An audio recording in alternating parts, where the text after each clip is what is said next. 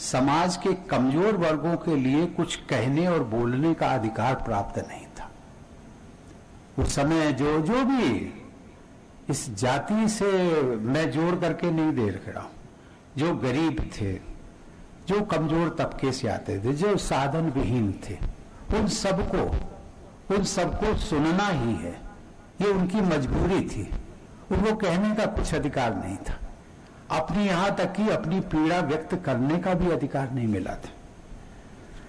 लेकिन इस ऐसी पृष्ठभूमि में संत कबीर ने लोगों को मानवता का सही अर्थ समझाया।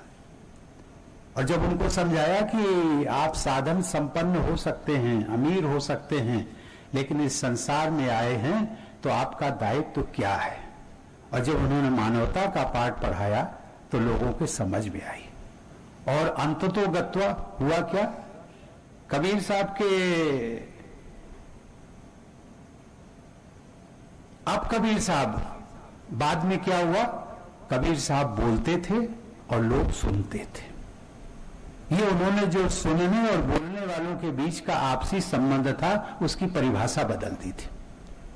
और आप देखेंगे कि कबीर साहब के जितने भी उनके भजन हैं या सूक्तियां हैं, अर्थात कबीर बोल रहा है और आप सब सुनिए। और ये कौन बोल सकता है जिसका इतना आत्मविश्वास हो? The man who has got the. अगर हम हिंदू के खिलाफ बोलेंगे तो हिंदू नाराज होगा, मुस्लिम के खिलाफ बोलेंगे तो मुस्लिम नाराज होगा, किसी भी पंथ जाति संप्रदाय के खिलाफ बोलेंगे तो नाराज। कबीर को नहीं था ऐसा। और कबीर जो भी कहते थे डंके की चोट पर कहते थे। और वो ऐसा आदमी तभी बोल सकता है जब उसका आत्मविश्वास हो और वो जब सच्चाई के रास्ते पर चल रहा हो, तभी बोल पाएगा।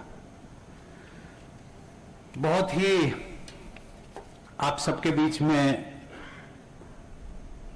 नॉर्मली मैं बहुत कम बोलता हूं, ये लोग जानते हैं। संत कबीर का सम्मान के साथ उल्लेख करने वालों में अब संत कबीर साहब का देखिए। महाराष्ट्र के तुकाराम से लेकर असम के शंकर देव जी तक शामिल है। सिखों के परम पवित्र गुरु ग्रंथ साहब, गुरु ग्रंथ साहब की वाणी यदि आप सुनिए तो मुझे लगता है कि नानक साहब ने न जाने कितनी बार उन्होंने कबीर साहब का नाम लिया और उनके नाम को लेकर के उन्होंने कहा कि ये कबीर ने कहा है, उस पर मैं विश्वास करता हूं और इसलिए मैं आप सबको कहता हूं। संत कबीर ने रूढ़ियों से मुक्त प्रेम और करुणा पर आधारित एक ऐसे मानव धर्म की शिक्षा दी जिसका बहुत ही बड़े पैमाने पर सबने स्वागत किया।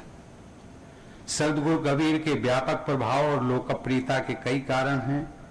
स्वयं को बड़ा समझने की आधारहीन चिंतन प्रणाली की निरर्थकता को उन्होंने बहुत ही प्रभावी ढंग से उजागर किया।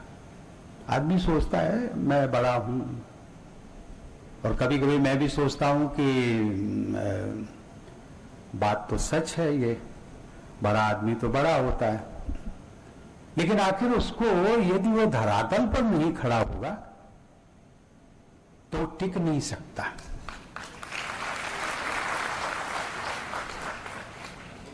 जब कभी मैं जाता हूं तो स्वाभाविक रूप से मेरा प्रयास होता है कि आखिर जिन लोगों से ये बात सच है कि शायद देश के हर कोना होगा कि जहां पर मेरा ना जाना हुआ हो, जम्मू कश्मीर से लेकर के केरला तक, असम और अरुणाचल प्रदेश से लेकर के काठियावाड़ और गुजरात,